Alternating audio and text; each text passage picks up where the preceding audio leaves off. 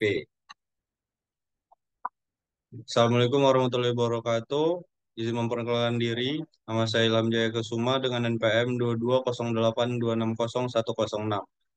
Saya dari angkatan 2022. Di sini saya akan menjelaskan tugas blog obstetri saya yang berjudul Postpartum Hemorrhage. Baik, postpartum hemorrhage. Uh, PPH sendiri adalah kehilangan darah dari saluran genitalia lebih dari 500 mili setelah melahirkan, pervaginaan, atau lebih dari 1000 mili setelah melahirkan secara sesaria. PPH dini ataupun PPH primer, perdarahan yang 24 jam pertama pasca persalinan. Kemudian terdapat PPH lanjut, yaitu perdarahan yang terjadi setelah 24 jam pasca persalinan. Adapun faktor resikonya yaitu peregangan uterus yang berlebih, partus lama, usia, jatah hamil kurang dari 2 tahun, anemia, riwayat persalinan sebelumnya buruk, status gizi, atau ukuran janin yang terlalu besar, menjalani hamil kembar, kemudian pernah melahirkan lebih dari 5 kali. Etiologi PPH sendiri terdapat tonus, itu ada atonio uteri, kemudian ada tisu ataupun jaringan, itu ada retensio plasenta dan sisa plasenta, kemudian ada trauma, laserasi, yaitu laserasi perineum, vagina, cervix, dan uterus. Terdapat trombin atau koagulopati, yaitu gangguan pembekuan darah. Atonio uteri. Atonio uteri merupakan penyebab utama perdarahan postpartum, yaitu sebesar 70% dan bisa menjadi penyebab utama kematian maternal. Pada atonio uteri akan didapatkan tonus otot yang abnormal setelah plaselenta lahir. Perabahan uterus terasa lembek. Tanda dan gejalanya yaitu perdarahan terjadi setelah anak lahir. Uterus tidak berkontraksi, konsistensi uterus lembek, TD rendah, pucat, keringat dingin, detak jantung cepat, nyeri terutama pada bagian panggung. Khasnya dari atonio uteri, apabila dilakukan palpasi, fundus uteri masih tertinggal dan lembek. Kemudian, pada pemeriksaan fisik, didapati pucat, shock, TD turun, nadi cepat, ekstremitas dingin, darah keluar dari vagina terus-menerus. Pemeriksaan obstetrik, kontraksi ulkus lembek, uterus membesar bila ada atonio uteri.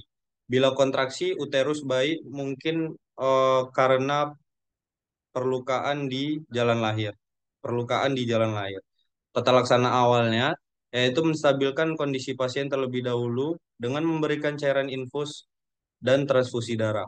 Kemudian tempatkan pasien di ruangan ICU agar tanda-tanda vital pasien dapat terpantau. Kemudian setelah pasien stabil, lakukan penjahitan pada rahim untuk merangsang. Kemudian obat yang dapat memicu kontraksi, yaitu oksitosin dan golongan prostaglandin lainnya. Kemudian diberikan asam tranexamat untuk menghentikan perdarahan. Komplikasi dari atonureuteri yaitu anemia akibat perdarahan berat, shock hipovolemik, kemudian bisa juga menyebabkan kematian. Kemudian ada laserasi perineum. Laserasi perineum adalah robeknya kulit, jaringan lunak atau otot pada area di antara introdus vagina dan anus. Ruptur ataupun laserasi perineum merupakan salah satu trauma yang sering dialami oleh wanita selama persalinan pervaginaan. Ini bisa terjadi secara spontan maupun tidak spontan, yaitu karena episiotomi dan persalinan dengan bantuan instrumen. Kemudian yang sering terjadi adalah laserasi perineum posterior, yaitu robekan pada dinding posterior vagina ke arah anus. Laserasi perineum juga dibedakan berdasarkan derajat keparahannya, yakni derajat 1 yang hanya mengenai mukosa vagina dan kulit perineum hingga derajat yang berupa robekan meluas hingga epitel anus. Kemudian tanda dan gejalanya, perdarahan mengalir segera setelah bayi lahir, kontraksi rahim bayi, wajah pucat dan lemah. Pada pemeriksaan penunjang dilakukan USG, tata laksana awalnya, penilaian dan klasifikasi laserasi, kontrol perdarahan, pembersihan luka, anestesi lokal, penjahitan luka, antibiotik, profilaksis, dan manajemen nyeri. Kemudian gangguan pembekuan darah, gejala klinisnya perdarahan yang berlebihan, mudah memar, kemudian bintik merah atau ungu pada kulit.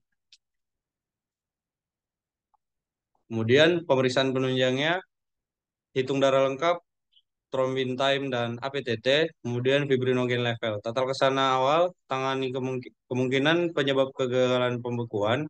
Contohnya, contohnya itu solusio plasenta, KJDR, dan eklamsi. Gunakan produk darah untuk mengontrol perdarahan.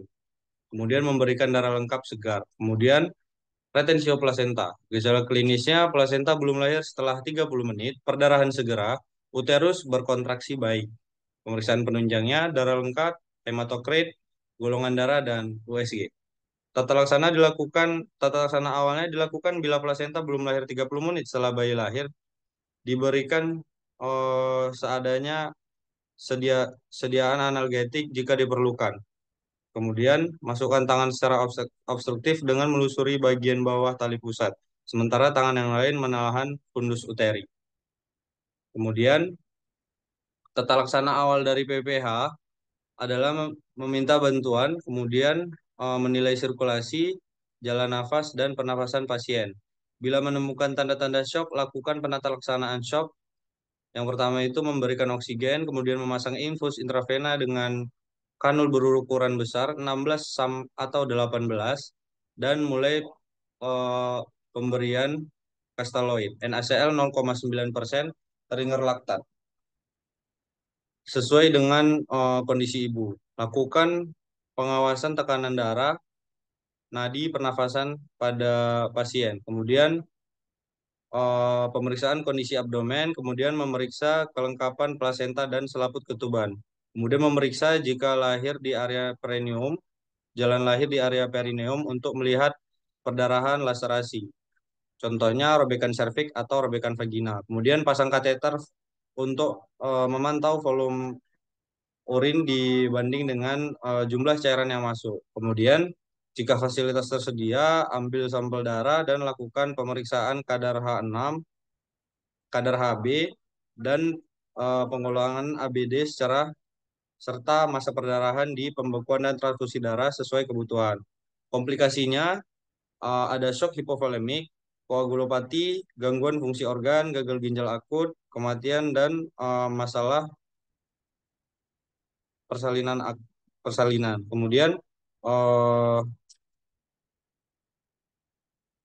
mungkin itu presentasi dari saya. Untuk referensi saya tampilkan pada mind map. Saya ucapkan terima kasih. Assalamualaikum warahmatullahi wabarakatuh. Oh iya,